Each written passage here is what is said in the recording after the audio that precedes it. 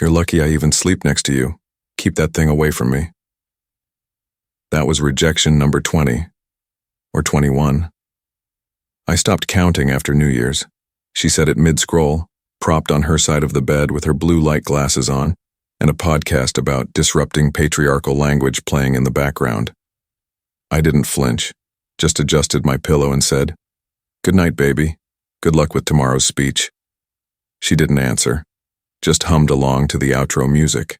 Her talk was titled, Feminism 3.0, Decentralizing Male Validation. The crowd would clap, laugh, cry. She'd use my stories, my words, but now she didn't even bother to proof them with me. Didn't need the old man's approval. Name's Mark Leston. 54. I built a distribution company from nothing and sold it before 50. Retired early. Took up cooking. Spent a year volunteering at her parents' cancer clinic. Also helped launch her first 5 online courses. Recorded, edited, uploaded. She called me her soft-spoken tech monk. Back then that was a compliment. Now I was invisible, unless the AC broke. Or she needed someone to pick up dry cleaning.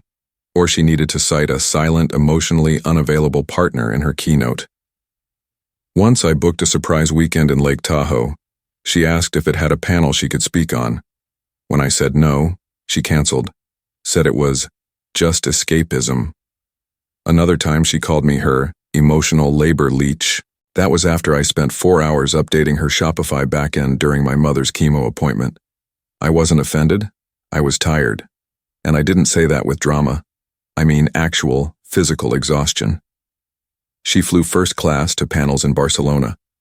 I took the red-eye with 2 layovers to fix a laptop for her intern. She forgot her business card in Paris. I wired $3,000 from a Greyhound terminal in Milwaukee. She didn't say thanks. Just texted, "Got it." I paid for her parents' chemo. She said that was expected labor in a marriage under patriarchy. I handled the bookkeeping, the trademark filings, the hotel cancellations, the refunds when Stripe glitched. She posted a video last week about men demanding emotional compensation for basic acts of decency. The comments loved it. I made us dinner every night for 6 years. She ordered Thai the night of our anniversary. For one. Then posted, "There's nothing lonelier than being trapped next to a man who thinks love is service." I just liked the post from my burner account. That night, I walked past our office, saw the open tab on her screen. TEDx submission, confirmed. I didn't ask about it, didn't offer suggestions, didn't ask who reviewed her slides, just walked in. Sat down. Hovered the mouse over the folder. Visuals, final. Password was still her cat's name. I clicked. The keynote opened. I didn't change her message, didn't touch the text, didn't hack, erase, rewrite, or sabotage. I just helped her tell her story better, cleaned up the structure, added clarity, and pulled from her own archives, the early ones, 2017 tweets, unlisted vlogs, DM screenshots, from her own backup folder. Nothing illegal, just forgotten. Slide 3 was the one that made her stop mid-sentence. She'd practiced it hundreds of times, knew every line by heart, but when that one came up, the silence in the room wasn't part of the script. She blinked. Twice. Checked the remote. Tried to keep speaking. Failed. I was home, folding laundry. Still hadn't spoken a word about any of it. She'd left her cue cards on the counter that morning. Underneath them was a sticky note. Don't forget to smile through slide 3. That's where the applause starts. It didn't. I closed the laptop. Made tea. Printed a copy. Just in case. She never asked how the slides got changed. I never offered. But that night, while brushing her teeth, she checked the mirror twice. We met at a community fundraiser. She wore combat boots and a t-shirt that said, "Educate, dismantle, rebuild." She was magnetic, sharp, made the room pivot without raising her voice. I didn't say much that night, just offered her a ride home when the Uber surge hit 2.6x. She talked the whole way. About gender theory, the legacy of maternal labor, why Romeo and Juliet was a cautionary tale, not a romance. I nodded a lot. By our third date, she'd given a talk at a local college. By our sixth, she asked if I knew how to build a course platform from scratch. I said sure. 2 weeks later, she had a working site with payment integration, pre-recorded modules, and a custom domain. The caption on her first launch video read, "Self-built, self-funded, self-led." I didn't mind. I believed in her. She talked about equality and not dominance, about balance and not retribution. Back then. By the end of year 1, she had 30,000 followers. By year 2, she was invited to speak at a panel called Burn the Pedestal. I helped prepare the slides. She asked me to take the photos, then use the one where I wasn't in frame. She called it symbolically appropriate. I laughed, thought it was clever. The first time I noticed a shift was during an interview with a popular feminist channel. They asked about her support system. She smiled and said, "Women like me are born alone, raised alone, and rise alone." That night, I scrubbed the toilet after a plumbing backup while she recorded her second module in the next room. Didn't say anything, just replaced the air freshener and kept the house quiet. Eventually, I stopped being asked to join her live Q&As. She said I diluted the narrative. She posted a carousel once about how emotional outsourcing is the new patriarchy. The third slide had a cartoon of a man holding flowers while a woman did dishes behind him. Comments flooded in. Why does that feel so familiar? Ugh, my ex to a T. That passive-aggressive guilt trip.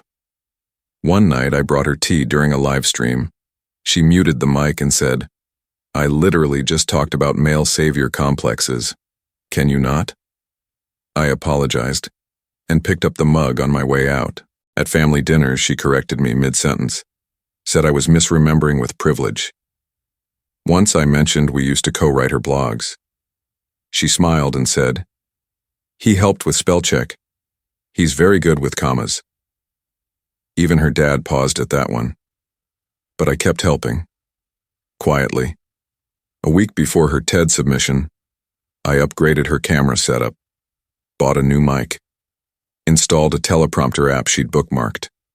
She posted a thank you, not to me, to her inner circle of resilient sisters.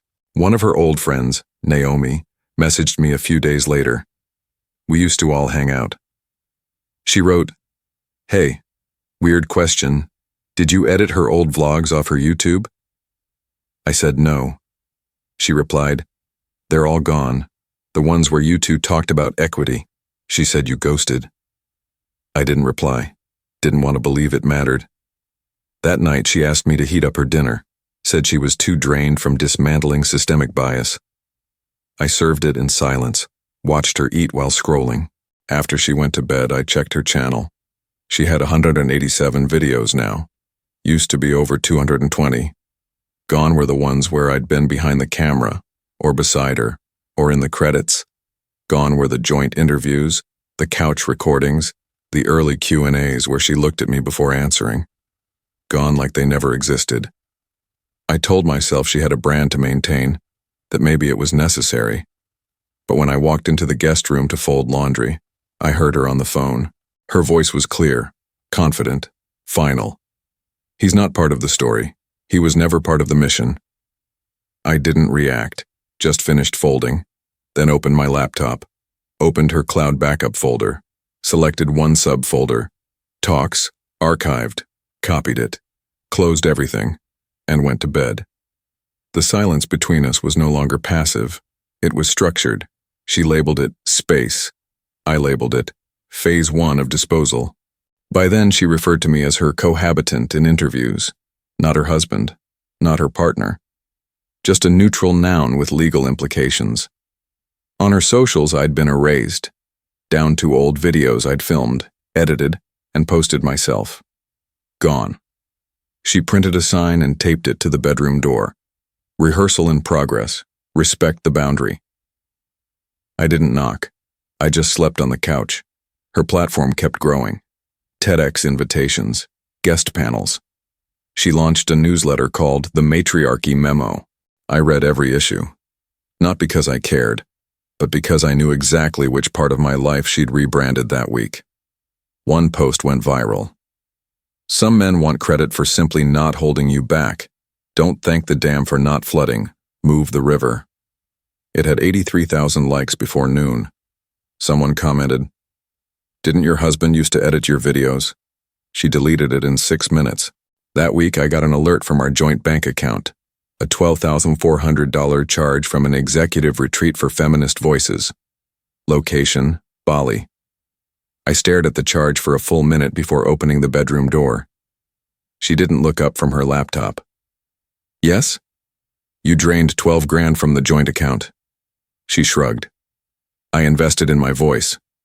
I'm canceling the cards." She turned to me, eyes lit with performance. "Wow, that's fragile masculinity right there." I didn't say a word, and I didn't cancel the cards. Not yet. I just opened a new account. A few nights later, I tried to talk. Really talk.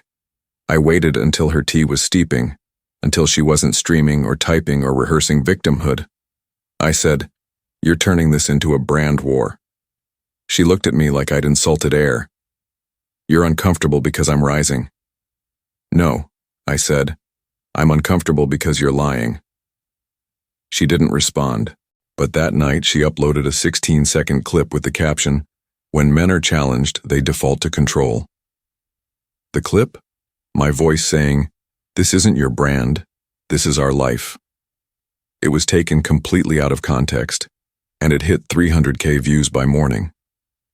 The comments came like flies to sugar. Gaslighting in real time. Textbook emotional manipulation. "Run, girl, you're ascending." I didn't respond. I just started watching. Closely. She claimed she lived alone in a recent podcast, told another interviewer she'd funded her rise with late-night shifts and sacrifice.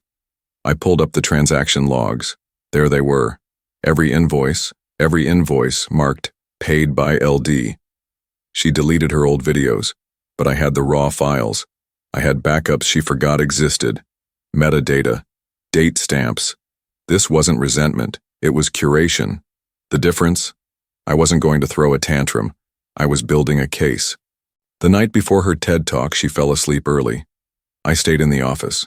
Her talk was scheduled to sync automatically with the event system, something I'd set up years ago for her. At 1:07 a.m., the alert popped up. Scheduled sync to main stage device begins in 10 minutes. I opened the folder. Most slides were what I expected. Graphs, buzzwords, slogans. But then I saw it. Slide 14. Title: The Male Burden. My story of silence, control, and emotional abandonment. Below that, a picture of me. Taken during our vacation in Tulum. A candid shot I'd taken myself, filtered into grayscale, cropped, and paired with a quote that didn't belong to me. My abuser, unmasked. I stared at it for a long time. Then I closed the laptop, but I didn't sleep. By morning, her slides had changed. She never saw it happen. But she saw the crowd's reaction. That comes later. Slide 3 hit harder than I expected. Not because of the content, but because she froze. Right there on that red circle. Center stage. The title was hers. But the subtitle wasn't. She'd practiced for weeks. But those weren't the stats she rehearsed. Someone coughed in the third row. Someone else pulled out a phone.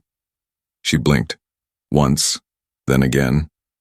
Her throat clicked against the mic. She tried to pivot, ad-lib, reclaim authority. But the words came out shaky, too rehearsed to be real, too hollow to matter. 10 seconds in, hashtags were already trending. Feminist fraud. The husband files, is this liberation? By the time she reached the third bullet, the murmurs had become a murmurless silence. Her closing line, forgotten. Her standing ovation, canceled. No one clapped, except me. One slow clap from the balcony. She saw it, and turned her face away. Backstage, the PR team scrambled like interns on fire. She pulled off her mic and whispered, "He did something. He changed it. But the organizer just raised his hands. It came from your drive. He tampered with it. Then why does the timestamp show 2 weeks ago? She tried to reach me. 3 missed calls, 1 voice message. I don't know what game you're playing, but this will not stand. I listened to it while brushing my teeth, then deleted it. I didn't respond. She slept in the guest room that night. I know because the master bed was untouched. She left for LA the next morning. I met with someone that afternoon, a woman I trusted. Journalist, low profile, 0 drama. I handed her a flash drive. No narration, just dates, footage, audio clips. Her voice calling male colleagues props, telling interns to flirt with donors, mocking victims of abuse for oversharing trauma. Nothing illegal, nothing violent, but everything off-brand. Do I have your permission to publish? She asked. I didn't answer, just nodded once. She smiled. Let me know if you ever want to talk on record. I didn't. That wasn't the point. The story dropped 48 hours later. Headline: The Feminist Who Forgets Her Staff. Nothing viral, but it lingered. Sponsors got quiet. A few speaking events were rescheduled. One fellowship removed her profile. Her manager emailed me, "Can we meet?" I didn't reply. Then came her video. Phone held vertically. No makeup, dim light, tears, pauses, carefully chosen vulnerability. She said she was afraid. She said I isolated her. She said I altered her materials to sabotage her work, that I silenced her. It hit 1 million views in 12 hours. She added a GoFundMe link. By morning, it had $20,000. By noon, it was 35. She tagged major accounts. Some reshared, some questioned. My name became a thread. Silent abuser. Patriarch in disguise. One account posted a thread claiming I had a history of controlling behavior. No sources. A former intern of hers tweeted, "He always seemed cold. Kinda creepy." She filed for a restraining order. Claimed I'd accessed her digital files illegally. Said I'd planted stories. Said I was financially manipulative. Said I had a dangerous look in my eyes. My lawyer called. "It's baseless," he said, "but it's gaining traction." "What do I do?" He paused. "Don't fight it. Not yet." That night I drove to see someone. 90 minutes outside the city. Her father. Retired military. Widower. Never liked me, but never hated me either. I asked if we could talk. He didn't offer a chair, just nodded toward the porch. I showed him a manila envelope. He flipped through slowly, then stopped on one page. "She said you were unstable," he muttered. "I'm not." "She said you were jealous." I said nothing. He handed the envelope back. "She's lost herself," he said. "And maybe she never had a self to lose." Then, "What are you going to do?" I looked at the swing on the porch. It creaked. "I'm going to file for divorce." He stared straight ahead, then nodded once. "Make it clean," he said. "I will." The next day, her publicist called me. I didn't answer. That afternoon, a studio reached out. They wanted her story. Exclusive rights. A docu-series. I responded. 1 email, 1 line. "Please ask your legal team to read Clause 9.7 of our joint contract before proceeding." No reply. 3 hours later, her name trended again. But this time for the wrong reason. Someone had leaked part of the contract. Turns out we had co-ownership over the intellectual property of all her speeches and slide decks, including the TED Talk. And I had video of every edit she approved. I hadn't changed a thing. She had uploaded the wrong version by herself. That evening she was invited to a live interview with a major anchor. Right before going on air, the producer handed her a sealed envelope. No one knows what was in it. But she paled, hands shaking. She still did the interview. But halfway through she said, "I need to correct something about my previous statements." Cut to commercial. fade to black. By the time I woke up the next morning, her face was everywhere, but not the way she planned. The TED Talk didn't just go viral, it detonated. Clips were stitched, subtitled, memed, and dissected by podcasters who hadn't posted in years. Woke divorcee gets nuked mid-speech. That was one of the nicer thumbnails. By 10 a.m., I had 3 missed calls from people I hadn't spoken to since college. By noon, a segment ran on daytime television titled, "When Activism Becomes Opportunism." She tried to pivot, claimed sabotage, posted a re-edited version with dramatic music and a teary voiceover. But people remembered what she actually said. And worse, they remembered what she used to post about me.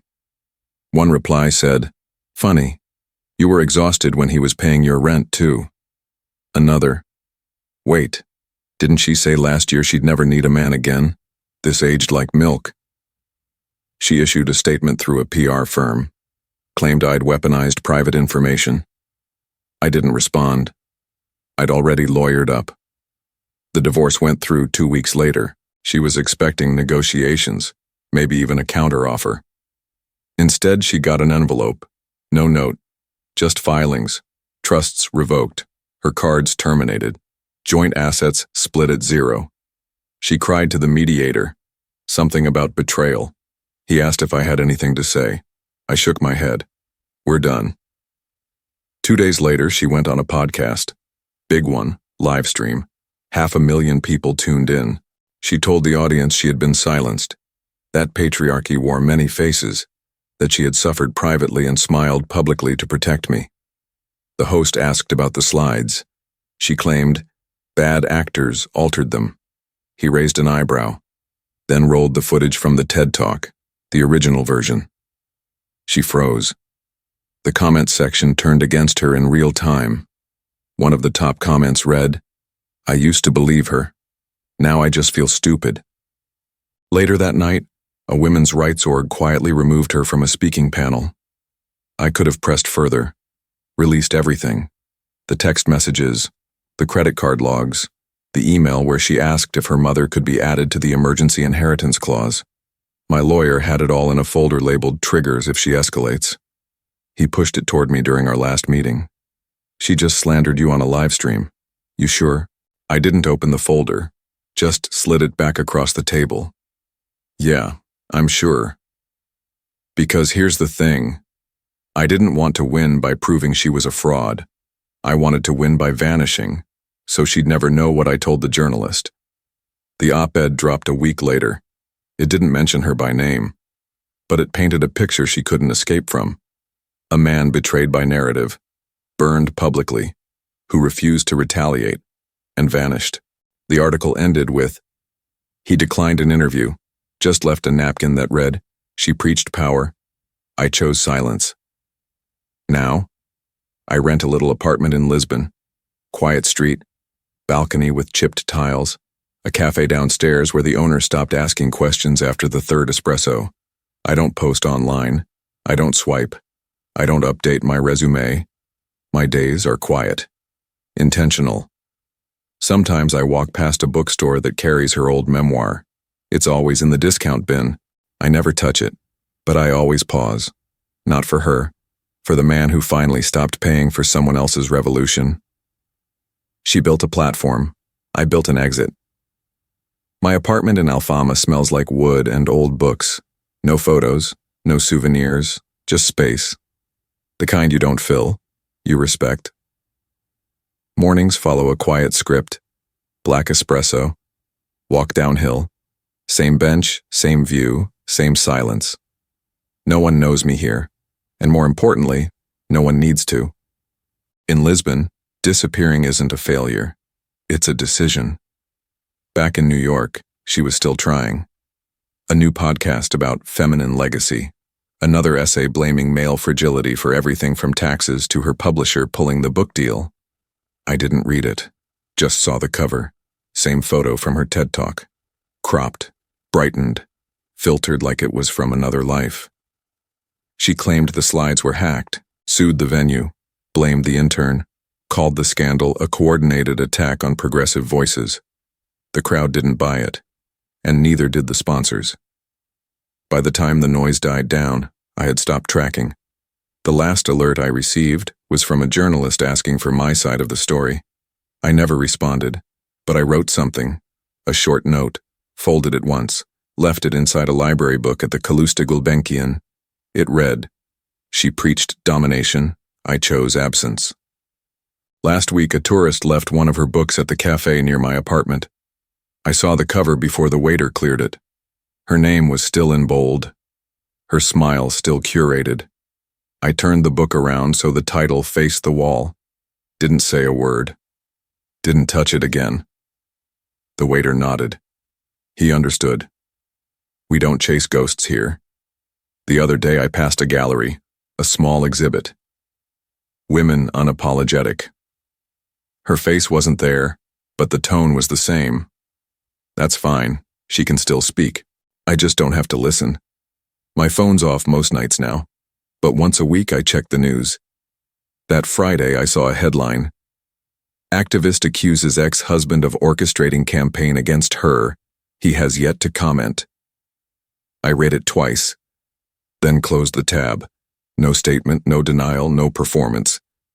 That's what she never understood. Silence isn't surrender. It's structure. That night I stood on my terrace, red wine in one hand, the city below like a hum I'd finally tuned out. I let the wind tear through the last page of her manuscript, the one she left printed near my things the day she moved out. I didn't read it, just watched it fly. She turned feminism into a brand. I just turned the page.